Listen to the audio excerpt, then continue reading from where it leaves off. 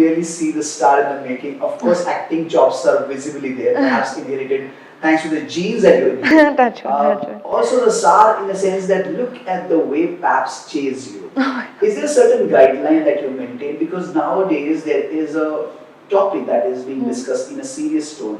Is that paps are profiling people in a certain way? They ask you to turn around sometimes. Correct, correct. So does that sit well with you? How do you ensure that there are safety guidelines that are observed? I feel like, honestly, see, the paps have always been really sweet to me. And I feel like because they're Maharashtrian, they're automatically like, if I meet a Marathi person because you're Maharashtrian, Yes. I'll immediately feel like I can talk to you and I can chat with you. I don't know, it's just like a sense of like that belonging. Exactly, like a sense of belonging. So I think that's when it started, when I was like very normal, candid with them. And I think that's where that mutual respect and love comes from.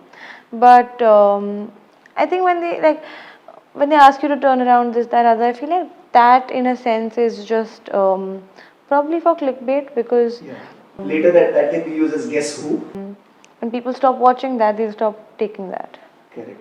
Wow. So I think it's a lot to do with what people want to see. So those safety guidelines have been discussed at home as well. I think eventually when we realized that this was happening, because in the beginning we were so oblivious to it, because for me the whole pap culture was never there when I was younger. Like in my household also, it was never discussed, spoken about, done. So I think eventually when I started getting papped, it was more organic, because there was no point in life. I was like, let's get pictured, this, that. So maybe I went to the gym once, they saw my car and they came.